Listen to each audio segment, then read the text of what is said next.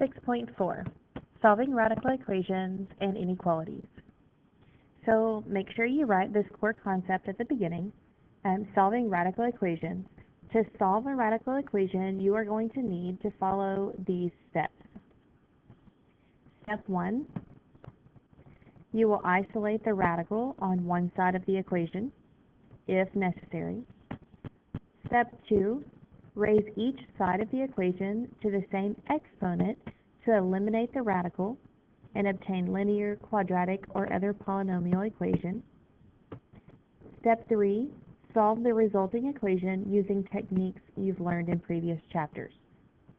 Check your solution. All right, so first you isolate the radical, then you raise each side of the equation to the same exponent, and then you solve. So let's try that out. Solve A, which is 2 times the square root of x plus 1 equals 4. So let's write that down here. 2 square root of x plus 1 equals 4. Now, the first step was to isolate the radical. The radical is that square root. So if I divide both sides by the 2 that is being multiplied in the front, those 2's will cancel, and I will have the square root of x plus 1 equals 4 divided by 2 is 2. So step 1 is done. I've isolated my radical. Now, I have to raise each side of the equation to the same exponent. Well, when I'm raising it to the same exponent, I want to use an exponent that will eliminate the radical. And in this case, this radical is a square root, so I am going to square each side of my equation. The square root and the square will cancel, and I have x plus 1 equals 2 squared, which is 4. Now, from there, all I have to do is subtract 1 from both sides, and x equals 3. Let's move to B. On B, I have the cube root of 2x minus 9. The cube root of the radical ends, and then I have a minus 1 equals 2. So I need to get the radical by itself first. That means I have to add that 1 to both sides to get rid of it. So negative 1 plus 1 will cancel, and I will get the cube root of 2x minus 9 equals 2 plus 1 is 3. Now, raise each side to the same power. This is a cube root, so I'm going to cube each side. The cube root and the cube cancel each other out, and I end up with 2x minus 9 equals 3 squared, which is 27. Now just solve the normal equation. So I'm going to add 9 to both sides.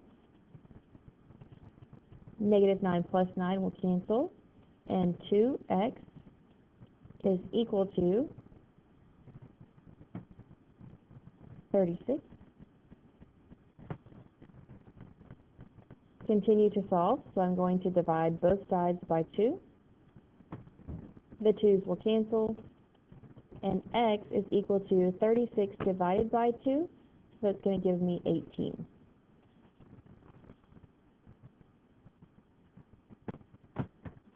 Okay, let's move on. Example 3. So if you notice, we skipped example 2. No worries. It was done on purpose. So example 3, but please label them as they are here. So example 3, solve x plus 1 equals the square root of 7x plus 15. Excuse me. So x plus 1 equals the square root of 7x plus 15. So the radical is already isolated. It's already on one side by itself. Now we have to get rid of the radical. So we are going to have to raise both sides to the same exponent. So we are going to square both sides. So I have x plus 1 all squared, and then the square root of 7x plus 15 is also squared. On the right side, the square and the square root both cancel each other out. On the left side, I have x plus 1 squared. That is saying the same thing as x plus 1 times x plus 1, and that's equal to 7x plus 15. So if I have x plus 1 times x plus 1, I have to use box method or some other method to solve that. So let's go over to the side over here. X plus 1 times x plus 1. If you would rather FOIL that, you're more than welcome to. So here's our box. X times x is x squared. Remember, you're not adding here, you are multiplying. X times 1 is x. 1 times x is x. And 1 times 1 is 1. From that, I end up with x squared. There's an x here and an x here, so that gives me plus 2x plus 1 equals 7x plus 15. So now, that step 3 said to solve using methods we had previously learned. So what we are going to do is, we're going to move everything to the left because we have x squared. So we're going to subtract 7x from both sides, and we're going to subtract 15 from both sides. So minus 7x minus 15. On the right side, that cancels everything. And on the left side, I get x squared. 2x minus 7x is negative 5x. 1 minus 15 is negative 14 equals 0. Now, I can factor this. So when factoring this, we can write our table, P and S. We're having trying to find a product of negative 14 that gives us a sum of negative 5. So if we're thinking about numbers that give us a product of negative 14, 1 times 14, but I need a bigger number to be negative, so 1 times negative 14. Well, 1 minus 14 is not going to give me negative 5. So let's go to 2. 2 times negative 7 gives me negative 14, and 2 minus 7 does give me negative 5. So those are the numbers that I need. I'm going to put those over here in my factors, x plus 2 and x minus 7 equals 0. Now all you have to do from here is set both factors equal to 0 and solve. X plus 2 equals 0, x minus 7 equals 0. Subtract 2 from both sides. The 2's cancel, and x is equal to negative 2. And right here, you add 7 to both sides, and x is equal to positive 7. So before I circle those answers, I need to check those answers. So make sure you check your answers.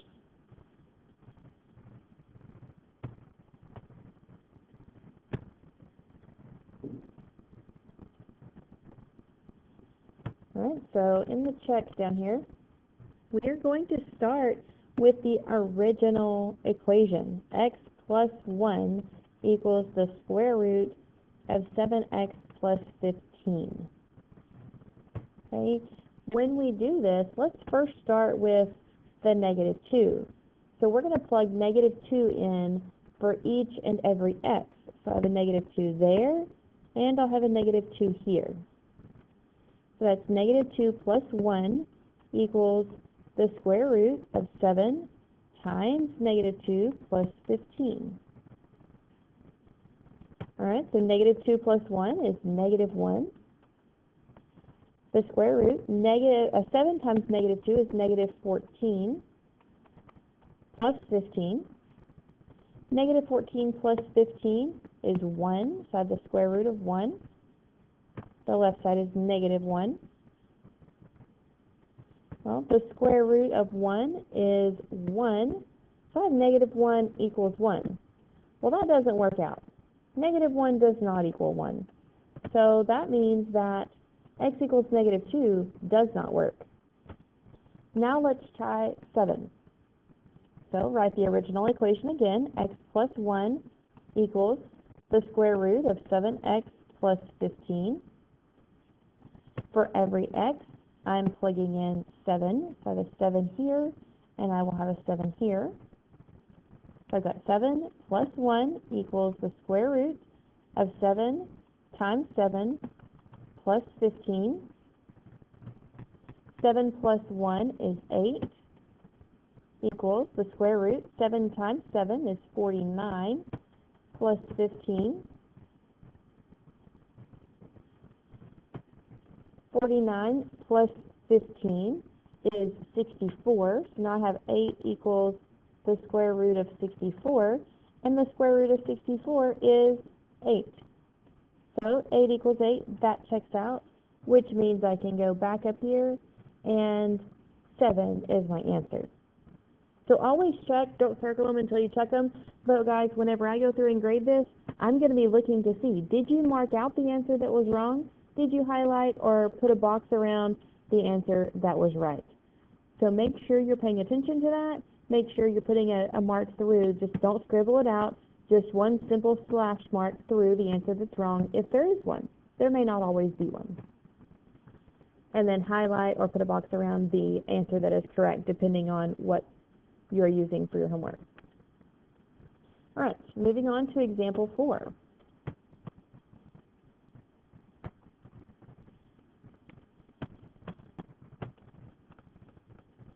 Okay. Example 4 says solve the square root of x plus 2 plus 1 that's on the outside of the square root equals the square root of 3 minus x. All right, so this one's going to be a little bit longer. We have a radical by itself right here, and we have a radical by itself on the right side. So really, there's no point in moving the 1 to the right because it's not going to do us any good. We're still going to have a radical with something else bothering it. So let's try to get rid of one of them. Let's get rid of the one on the right since it's already by itself, which means we're going to square both sides. So we have the square root of x plus 2 plus 1 all squared, and that's equal to the square root of 3 minus x all squared. Well, on the right side, the square and the square root will cancel each other out. On the left side, we're going to have to box that. So pay very close attention whenever you box that. You will have the square root of x plus 2 plus 1, and then the square root of x plus 2 plus 1. Don't try to split it up any other way than that.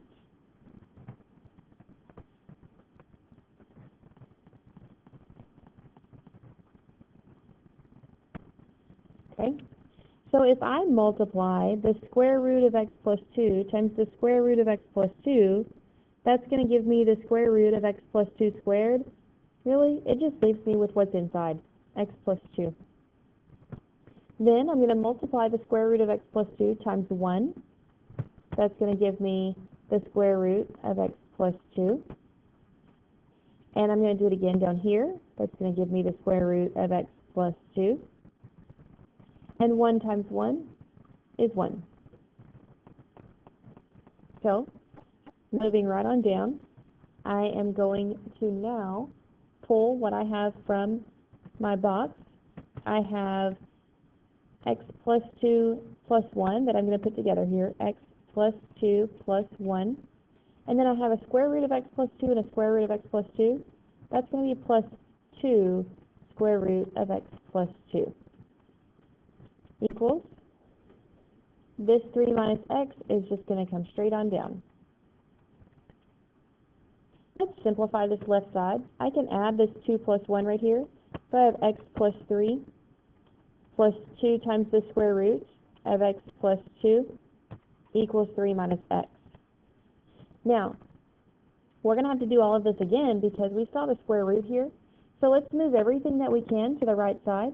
I'm going to subtract x, and I'm going to subtract 3 from both sides. So minus 3 minus x. Cancel, cancel. On the left side, that leaves me with 2 square root of x plus 2. I could not add this 3 and 2 because the 2 is multiplied by the square root, so it has to stay attached for now. On the right side, 3 minus 3 cancels. Negative x and negative x gives me negative 2x. Now, let's go, we're basically back to the beginning. We're going to divide both sides by 2 to get this radical by itself. So the 2's cancel, and I have the square root of x plus 2 equals, the 2's cancel, and I'm left with negative x. Now we can square both sides yet again and get rid of this square root. The square and the square root will cancel, and I have x plus 2 equals, since the negative is inside, it's negative x times negative x, which gives me positive x squared. And since I don't want to mess with a negative x squared, I'm going to subtract x and subtract 2 from both sides, moving everything to the right. It's easier to factor with a positive x squared. So now I have 0 equals x squared minus x minus 2. Use your P and S table with that. You're multiplying to get a product of negative 2 and adding to get a sum of negative 1. So what factors will multiply to give you negative 2 and add to give you negative 1? Well, 1 times negative 2 is negative 2. 1 minus 2 is, in fact, negative 1. So I'm going to use those factors. 0 equals x plus 1 times x minus 2. Go ahead and set both of those equal to 0. So I have x plus 1 equals 0, x minus 2 equals 0, and solve them. Subtract 1 from both sides, and x equals negative 1. Add 2 to both sides, and x equals 2.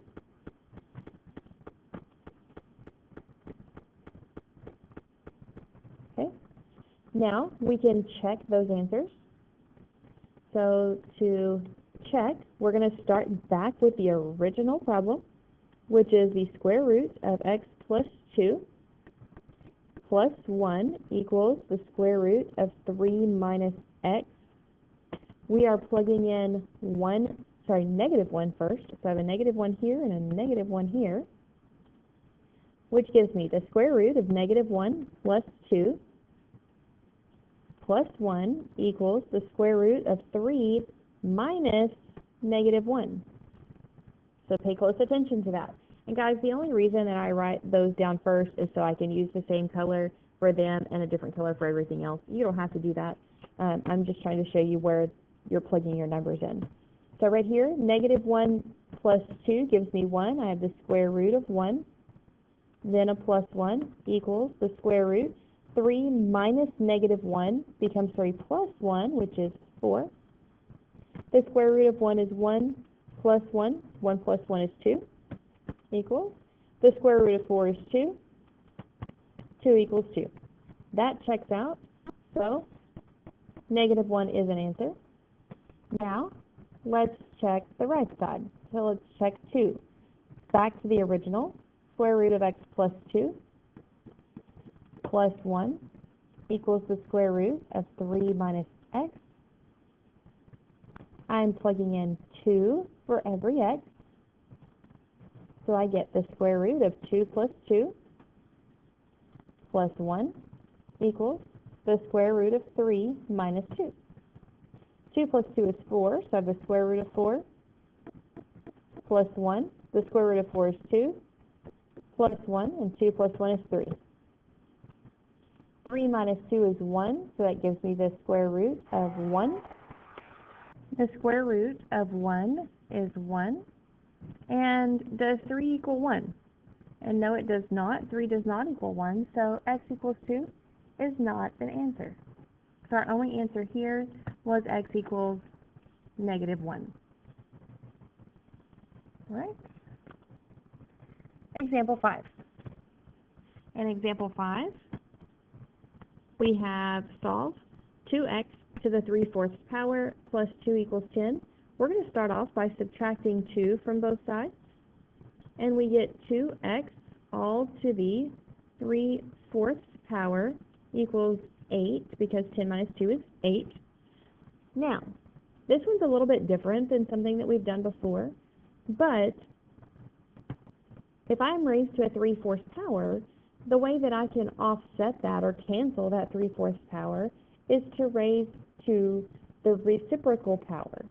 So I'm going to have 2x to the 3/4, and I'm going to raise that to the 4/3 power equals, if I did that to the left side, I have to do that to the right side as well, 8 to the 4/3 power, 4/3.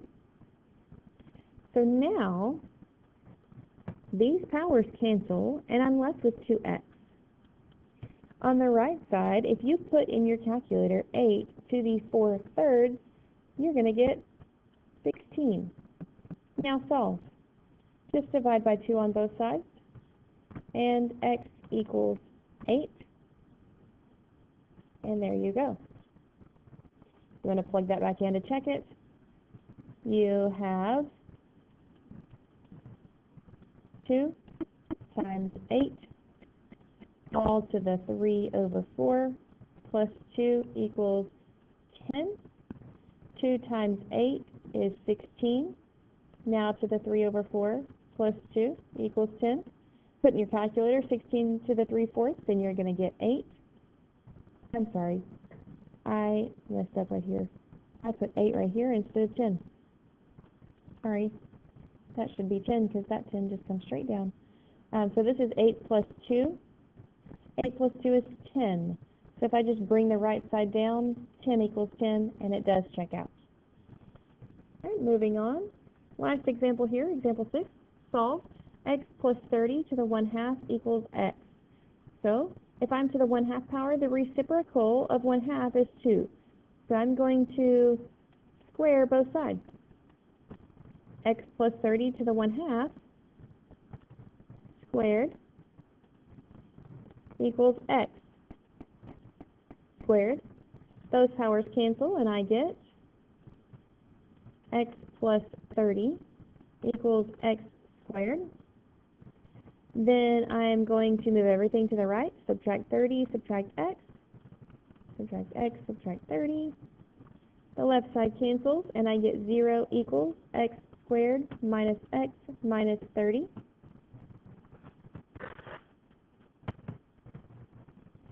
Factor using p and s. Multiply to get -30, add to get -1. And your factors there are going to be -6 and 5. So I get 0 equals x minus 6, x plus 5. Set both of those equal to 0. X minus 6. X minus 6 equals 0, and x plus 5 equals 0. Add 6 to both sides, and x equals 6. Subtract 5 from both sides, and x equals -5. Now, you are checking your answer. Now that you have these two answers, you need to check them.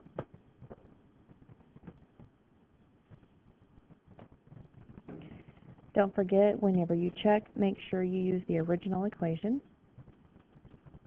X plus 30 to the 1/2 power equals x. For the first time, you're going to plug in 6. So we have 6 plus 30 to the 1/2 power equals 6. 6 plus 30 gives you 36 to the 1/2. When you raise 36 to the 1/2, it's the same thing as taking the square root. So that's going to give you 6. And on the right side, you have 6 as well, so that checks out. You have your first answer. On the right side, go back to the original equation again. X plus 30 to the 1/2 power equals x. This time plug in your negative 5. So we have negative 5 plus 30 to the 1/2 power equals negative 5. Negative 5 plus 30 gives you your 25 to the 1/2 power. When you work that out, you get 5.